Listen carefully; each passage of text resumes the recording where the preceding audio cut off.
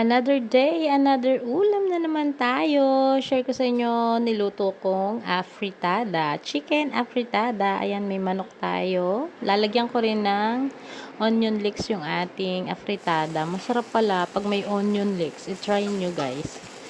So, yan, nagisa na tayo ng bawang, sibuyas. Siyempre, hindi mawawala yung ating bawang at sibuyas sa ating pagluluto. Yan ang masarap pag maraming bawang at sibuyas guys.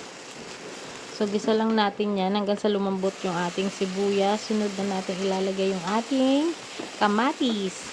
So yan, naglalagay ako ng fresh tomato sa aking afritada.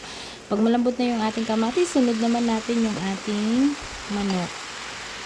Yan, gisa lang natin siyang mabuti sa ating bawang at sibuyas at kamatis.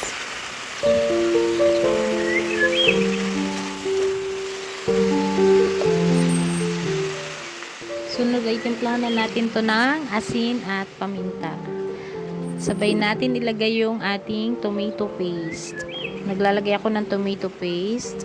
Yan, para mas ma-enhance yung flavor ng ating sauce ng ating chicken na fritada. So, yan. Sunod, isasabay ko na rin dyan ilagay yung ating patatas at yung ating carrots. So, sasabay ko na yan. Pinalalambot kasama ng chicken. So, antayin natin lumabas ang juice ng ating chicken. Ayan. Kusang maglalabas ng katas yung ating chicken. So, tinimplahan ko rin yan ng konting sugar lang, pambalanse lang, at saka ng oyster sauce. So, yan yung mga pampalasang nilagay natin. Tapos, dagdagan lang natin to ng konting tubig.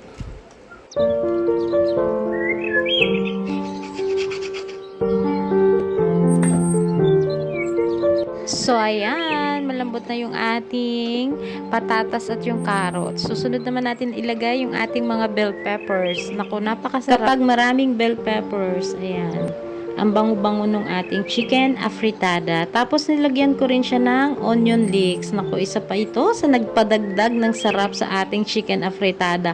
Ang bango-bango niya guys. Ang sarap. Konting kulo na lang at ayan, luto na ang ating chicken afritada. O, diba? Kulay pa lang. Naku, siguradong mapaparami na naman ang kain ng aking mga chikiting na ito. O, 'di ba? Napakakulay ng ating mga gulay na nilagay. So, ayan. Siguradong mapapakanin na naman tayo nito, guys. O, sauce pa lang talaga ulam na. So, paano? Sandok na tayo at kakain na. So, paano guys? Hanggang dito na lang ang ating video. Until next time. See you again. Bye!